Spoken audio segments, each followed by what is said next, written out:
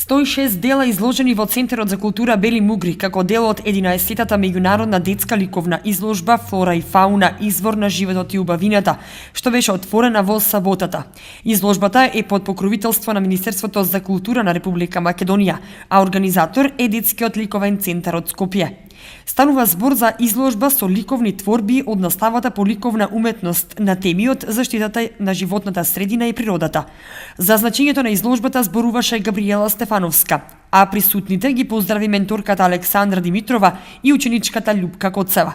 Училиштето за цртање и сликање функционира како успешно до сега, барем јас како ментор можам тоа да го заокружам и да го кажам, бидејќи се повеќе и повеќе од претходниве години, па и сега од групата, значи има талентирани деца, излегуваат и се запишуваат надвор од нашата општина, продолжуваат со уметноста.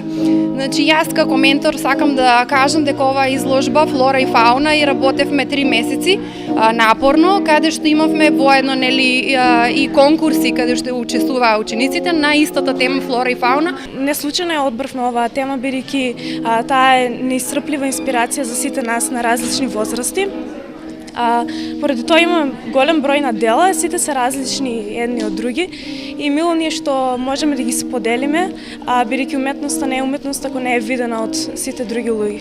Менторот Димитрова, која што раководи со училиштето за цртање и сликање при Центарот за култура, на отворањето на изложбата им ги врачи дипломите на наградените ученици од објавениот конкурс. Првите места им припаднаа на учениците Давид Јосифов, Павел Николов, Ива Атанасова и Кети Зашева. Втората награда ја доби Симе Трајчов и третата награда ученичката Благица Стојанова, сите ученици во училиштето за цртање и сликање при Центарот.